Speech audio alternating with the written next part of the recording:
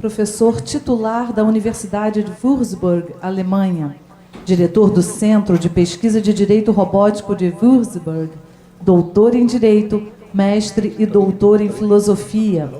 Temos a satisfação de passar a palavra ao professor doutor Eric Hilgendorf para que proceda a palestra Os debates sobre o enquadramento jurídico no emprego de carros autônomos na Alemanha e na Europa.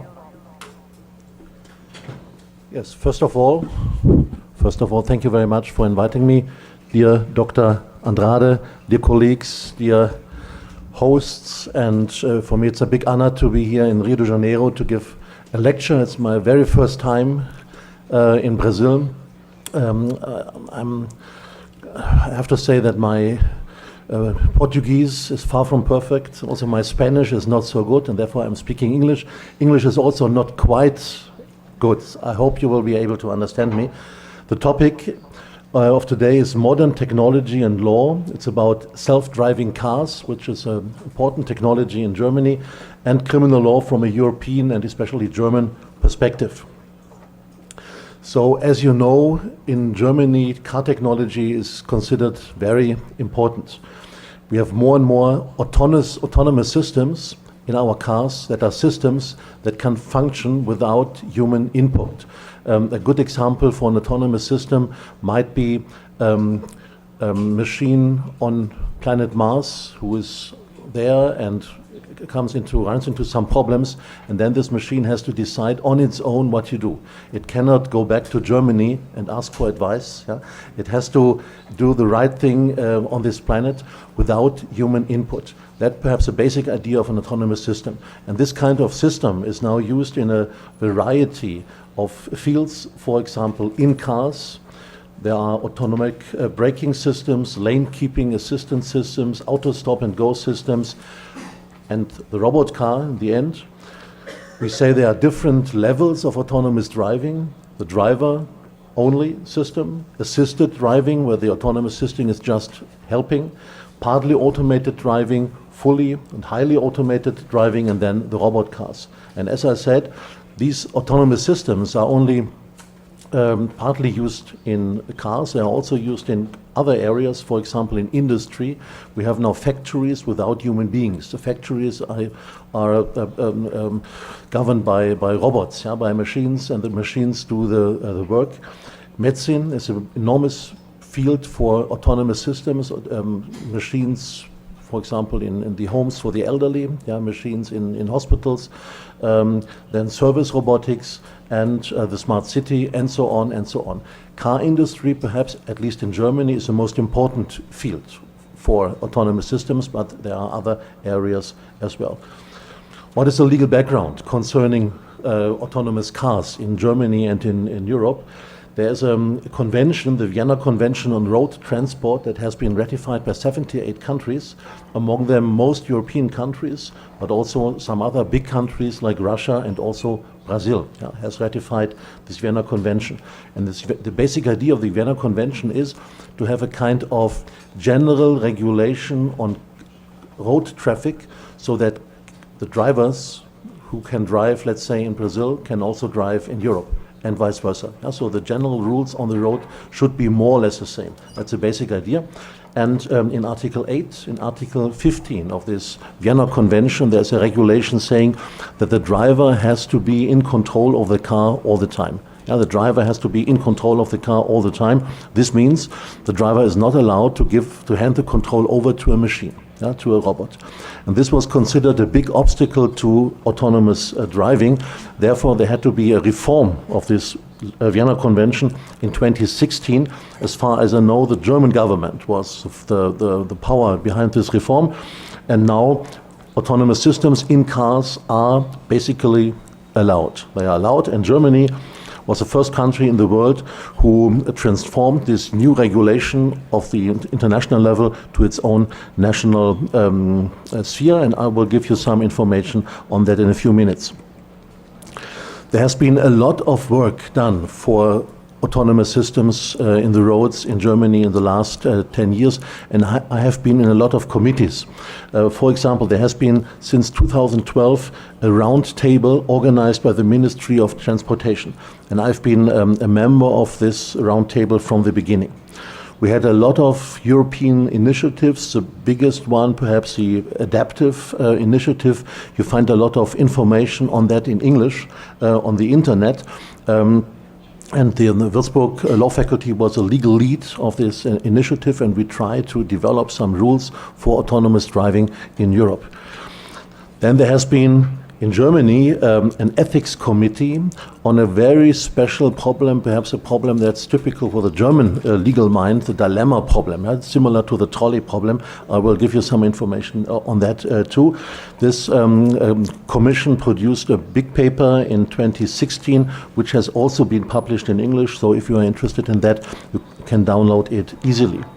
Then there have been several platforms on learning systems, on artificial intelligence and road traffic law, and quite new, there's an EU high-level expert group on artificial intelligence, which last December proposed or published its first ideas on regulation of autonomous systems in cars and in other areas. I too am a member of this group, and I think these papers are quite interesting. I would not say they solve all problems, but it's a good basis for international discussion. And my idea is that technology today is more or less the same all over the world. Technology is the same in Germany and in Brazil and in US and in China.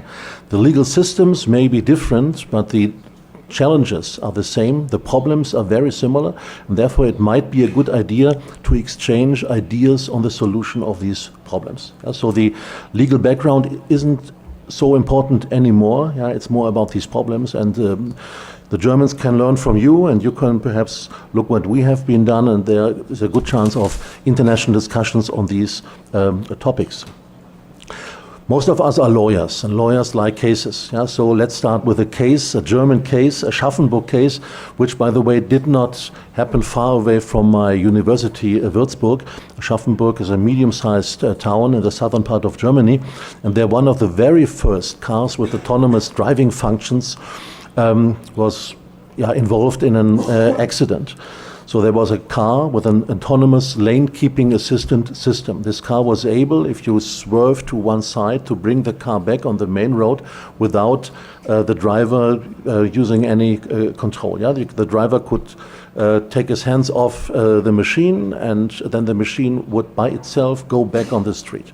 So a car with this system, an Audi car by the way, drove into a little village not far from Aschaffenburg, and then the driver had suffered a stroke and lost consciousness. He was 60-year-old or so, a healthy person, but for reasons we do not know, he lost consciousness, and he swerved to the right side. Under normal circumstances, the car would have come to a stop in some bushes outside this village. But, of course, this lane-keeping assistance system of Audi functioned perfectly, and it brought the car back on the street, and it drove with high velocity inside the town, and there something terrible happened. The car killed a young woman and her daughter. And the husband who was with them could jump aside. He was hurt on the leg, but he survived. That's a Aschaffenburg case, perhaps the very first case on the civil and criminal liability of autonomous cars in Germany. You all know these Tesla cases from the US. They are also important, but I would say they are less, from a legal perspective, less complicated, because it's simply about negligence in the Tesla cases. This case has some real interesting elements. So what about liability in these cases? We do, as you do, make a difference between civil liability and criminal liability. In civil liability, the very first question would be, who is liable? People without legal training would say the car is liable. But of course, this is nonsense. Yeah, the car cannot be held liable. The driver could be liable, but he would be liable only if he did something wrong, if he when he behaved negligently. In this case, the driver had no knowledge that he could suffer a stroke in this moment, so probably he was not acting in a negligent way. The holder is in most cases the owner of the car. In Germany, we have the system that the owner and holder of the car is liable irrespective of negligence or intention. Yeah, it's a system of strict liability. Whoever owns a car is liable for everything that happens out of the car, and there's an obligatory insurance system. Everybody has to have an insurance, so the insurance company will pay, and the insurance then will try to get the money back somewhere. And this also was relevant here. The holder had to pay for the civil liability. He had to pay recompense for the burial costs of the woman, of the daughter, and the doctor costs of the husband. The producer of the car, of course, the producer of the car also may be someone who could be held liable in a civil law perspective, so to speak, to pay damages. This would mean that the producer produced a car that was not quite safe, and he acted negligently by that. Yeah? So perhaps the insurance company will try to get some money back from the producer of the car. And that brings us to the problem of criminal liability. The husband, I had the chance to talk to him. The husband said, okay, my young daughter is dead, my wife is dead, a terrible thing to happen, and I'm not quite satisfied just to receive some money to bury my wife and for the doctor. I want to know who's to blame. I want to know who's to blame and perhaps who's going to be punished. So civil liability is good, but it's not enough. He wanted justice. And therefore criminal law came in. And again, the first question is can the car be held criminally liable? Answer is no. How to punish a car? Yeah, you can take off gasoline from the car, put him in the garage or so. Yeah, this is not a good way to punish a machine.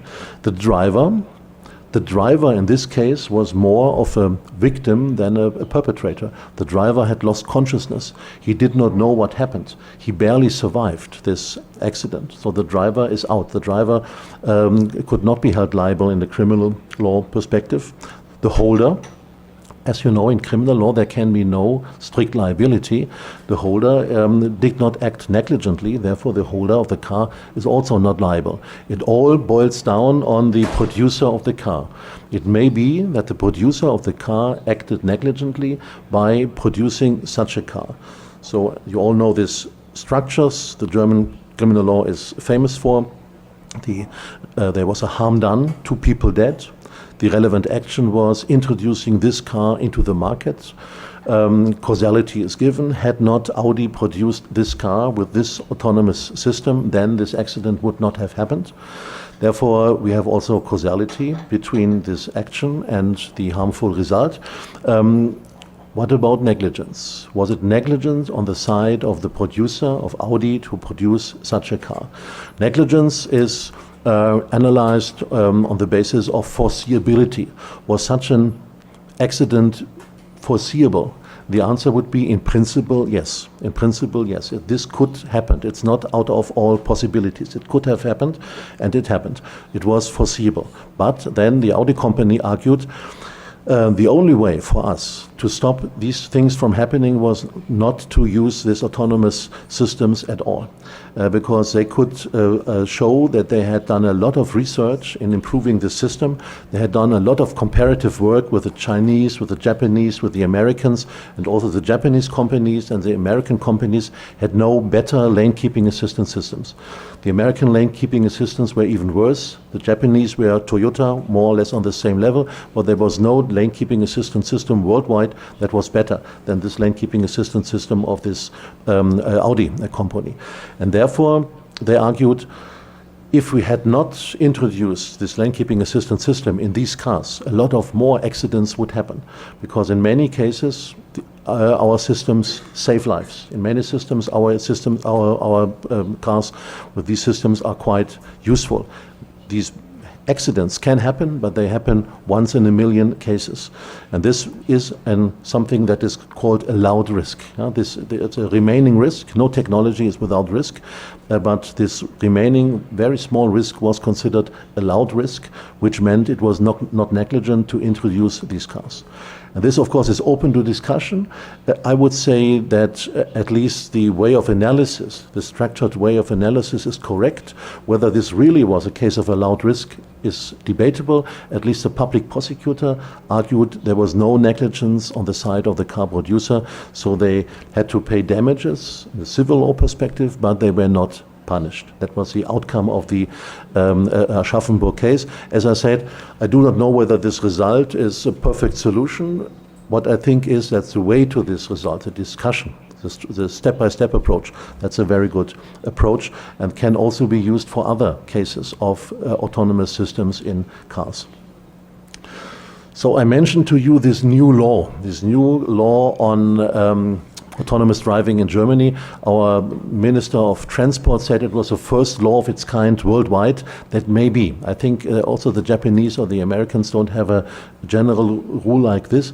The basic idea of this new law is the following: the operation of a motor vehicle by means of highly or fully automated functions shall be allowed if the functions are used in accordance with their intended purpose. So the basic idea of this regulation is the German car drivers are allowed to use these new systems if they use new systems in accordance with their intended purpose. What is the intended purpose? The intended purpose is a purpose a producer names as the aim of the system. So a system, for example, that is dedicated for motorways is not to be used on rural roads. If a system is only to be used on the Autobahn, then you must not use it inside a city, and so on. So the intended purpose, that's the relevant thing. Many of you perhaps know these videos from Tesla car drivers, who people are using the Tesla autopilot, and the drivers are sitting on the back seat or lying on the back seat, reading some books or drinking or sleeping. This is obviously out of the intended use. That's not the intended use. This would be illegal in Germany. So I think the basic idea of this regulation is quite clever. These systems are allowed. They may be introduced on the street, but only as long as they are used within the intended purpose. And what the intended purpose is defined by the producer. Then what is still open is what are the tasks of the driver? What is the driver allowed to do when using such an autonomous system? And there's a paragraph 1b of the road traffic regulation, and it says the driver is under a duty to take over the control of the vehicle without delay. So he must take over from the machine without delay if the highly automated or fully automated system asks him to do so. So if the system gives some signal, let's say red light or a voice saying take over, then he must take over at once. And the system will do so in the case problems arise. Some children playing on the street. Suddenly the system does not know what to do, and then the program will say take over. Or something that can happen in Germany but not here in Brazil, heavy snow. Suddenly heavy snow, and then the car systems will not function, and then there will be a signal, please take over at once.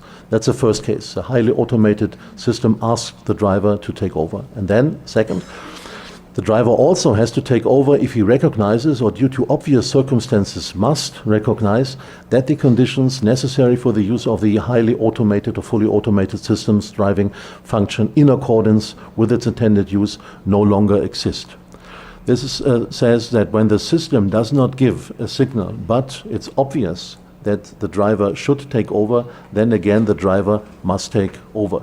This means the lawgiver knows and realizes no system is perfect.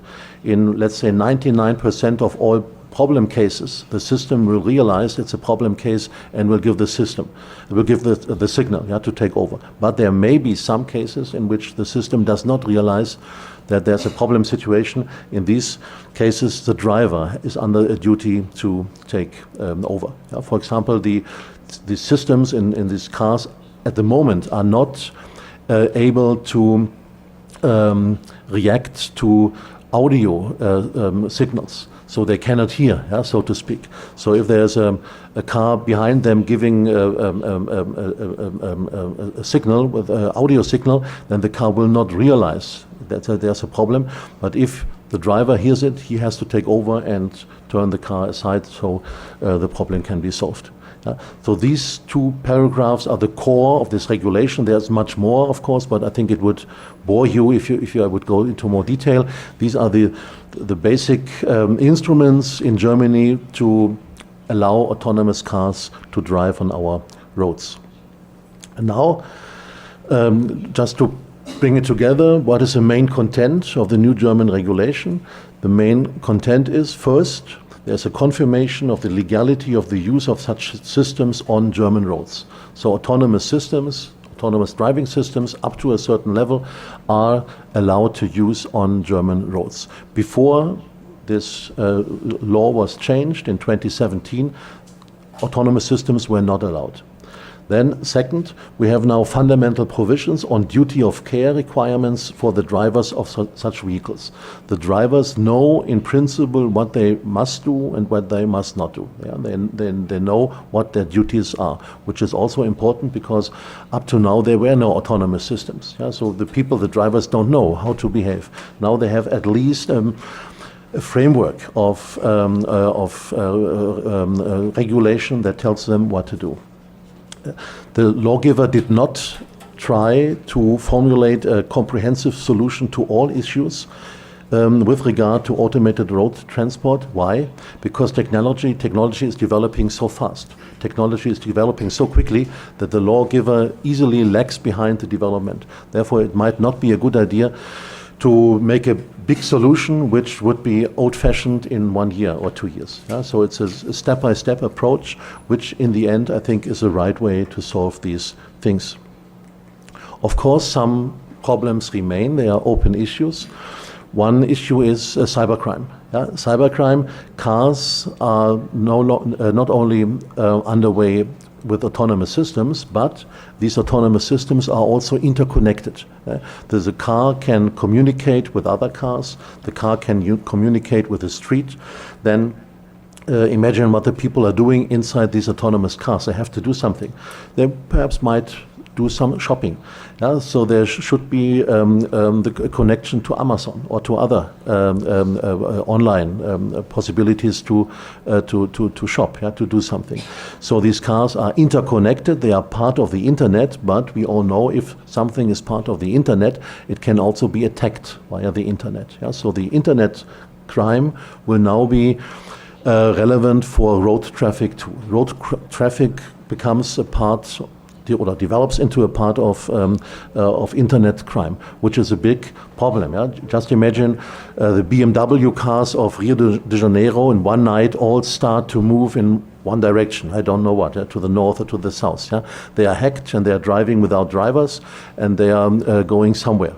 This would not be very good. It would be a big problem. It can happen now. It could happen. So the internet crime and road traffic crime are merging.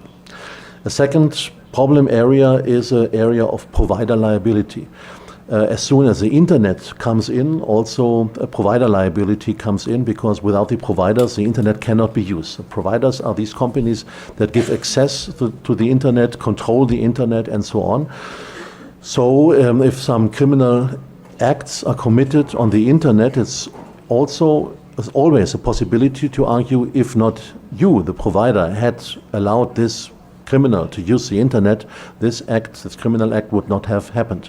So the provider is under a certain danger. He's in danger of being held liable. In many cases, I would say the provider should not be held liable, because without the providers, the internet would come to a stop. It's also a problem of allowed risk.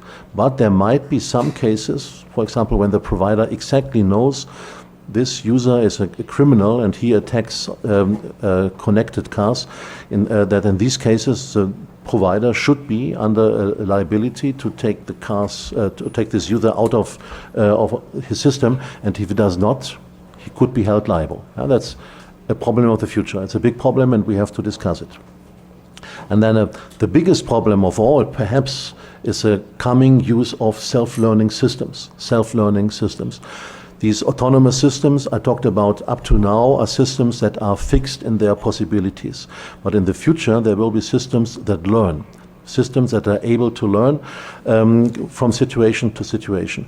In car traffic, at least in Europe, we don't have cases on that yet, but there was some interesting case in the US connected with a chat bot. Yeah? Perhaps you know this case, Tay. Yeah, the Tay case. Tay case was a chatbot that was used by Microsoft for training purposes. The idea was to have a chatting system online that could improve its possibilities by talking to people. So it was a computer system, and you could via Twitter communicate with the system, and the system would learn to improve its performance, becoming a really nice person, chatting with you in an elegant way.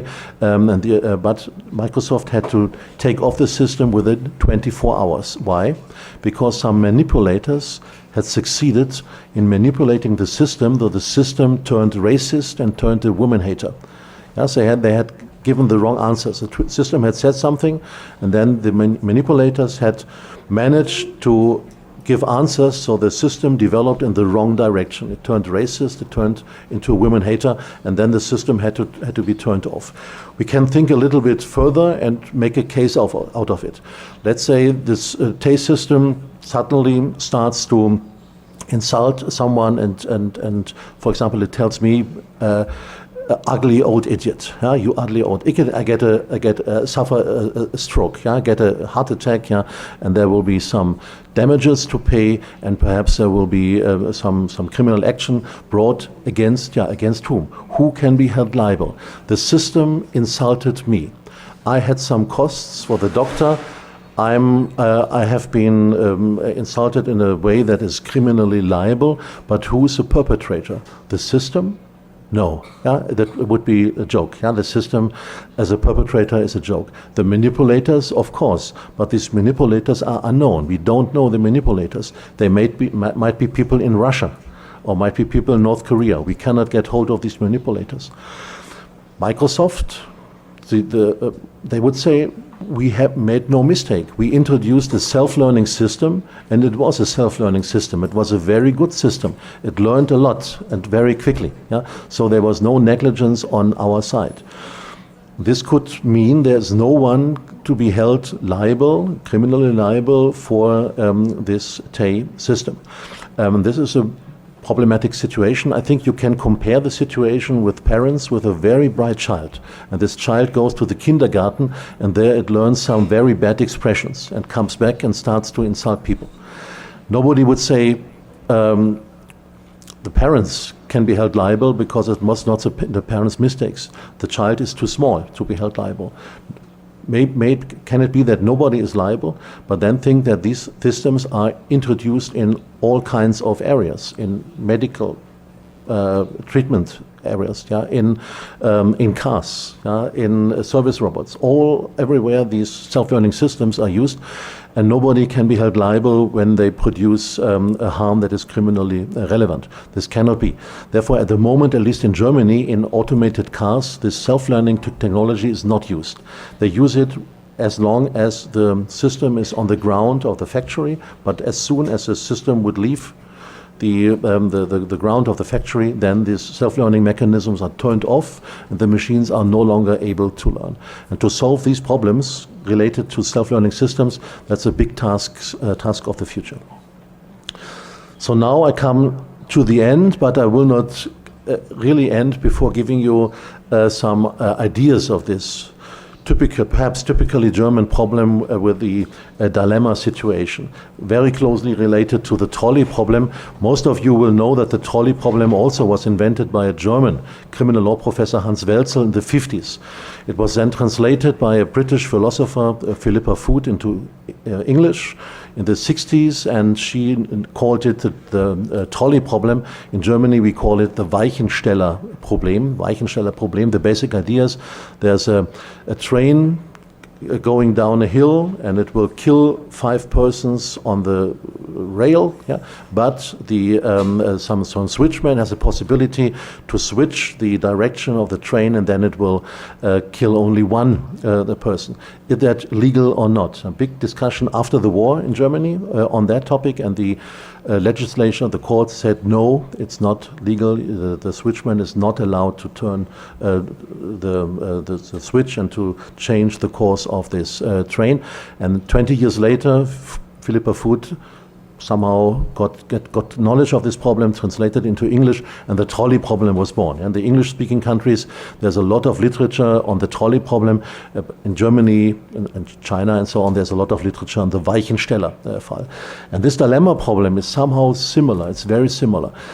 These autonomous cars have very powerful sensors. They have very powerful computers. And these cars can react in a way human beings could not react. Imagine an autonomous system driving this car A. The driver is sleeping or checking on his email or doing something else. A human driver inevitably would kill persons 2 and 3 lying on the ground. There was an accident, 2 people are still lying on the ground. One person has managed to go to the side of the street, is leaning on a post, let's say, that's person 1. So the car is coming very quickly, a human being could not stop. Also, this machine cannot stop because the car is too heavy and too fast, but the car has a possibility to swerve to the left side. And now the programmers are asking us, the lawyers, how should we program the car? Should we program the car so as to go on, killing persons 2 and 3, or so that the car will swerve to the left side, killing person A? So this is no longer a theoretical problem, it's a really relevant problem, because car producers fear the public discussion, they fear government pressure when if they would program a car in a way that was not legal. So we were asked, and then this ethics committee was introduced into Germany only on this topic, and the result in Germany was it's not legal to program a car to evade persons 2 and 3 and to kill person 1. Person 1 as an individual person is as valuable as 2 other persons or 3 other persons, and so on. So numbers do not count. And of course, also age, or religion or so does not count. So imagine there are 2 young Brazilian very intelligent students lying on the street, 2 and 3, and on the left, number 1, that's an old Würzburg criminal law professor. Even then, you must say it's not legal that the car should swerve aside. The car must go on. The basic reason is person 1 is at this moment in no danger. Person 1 is not in danger. If nothing's changed, 1 will survive, and 2 and 3 will be killed. And human beings, that's the argument, are not allowed to interfere with this. You should not organize life chances, so the programmer is not allowed to decide who is going to live. So he won't do nothing and the car will go on. So far, so good. That's in accordance with our legislature, with the court's decisions of the past. Now it's getting even more problematic. The dilemma problem in the second version. Again, a car with an autonomous driving function, and it's driving within a very narrow lane. On the left side and on the right side, there are cars, they are parked. The car cannot evade persons running on the street. It cannot stop because it's too fast and too heavy. So it's coming into a complicated situation. Suddenly 3 children are jumping into the street. And as it is very often the case, 1 child is in front, 2 children are a little bit have been fallen back. And if the car would go on, all 3 persons would be killed or severely hurt. The car cannot evade the situation because there are cars parked on the left side and the right side, but the car could give a steering impulse either to the left or to the right. If it gives a steering impulse to the left, person 1 will be hit. If it gives a steering impulse to the right, persons 2 and 3 will be hit. If it does not give a steering impulse at all 3 persons will be hit. Now, how should the system behave? Yeah? How should the programmer program the system? If it were a human being, we would say the human being in such a situation cannot act at all. It's all impulse, it's all reflex, yeah? So no liability. But this car programmer programs his car in a very relaxed situation, somewhere without stress, without much emotion, so he can be held liable. He could in principle be held liable. It could be a case of producer's liability, and therefore this problem has to be solved. And this ethics committee was not able to find a solution. The ethics committee did say it's an open situation. The basic impulse is to say we are not allowed to decide on lives. So the car simply goes on. But this means 3 children are hit and killed. The other possibility would say the car has to give a steering impulse either to the left, killing 1, or to the right, killing 2 and 3. And in such a situation, well, some perhaps would argue give an impulse to the right, but this would mean 2 people dead. Yeah? If it gives an impulse to the left, only 1 person will die.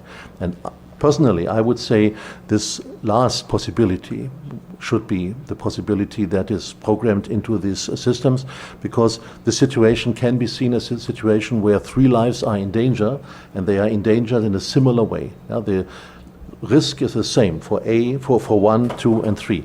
So it would be perhaps morally, at least morally, a good solution to say in such a situation it's the best solution to save as many lives as possible. To save as many lives as possible. And this would mean giving a steering impulse to the left side, killing only 1, and 2 and 3 survive.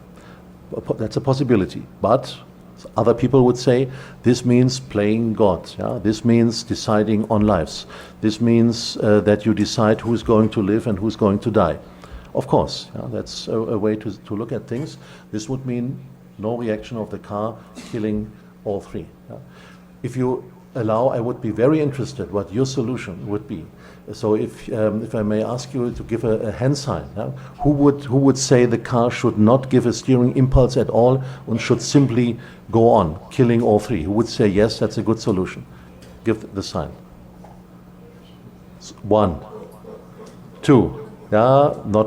Who would say the car should turn to the right side, hitting persons 2 and 3?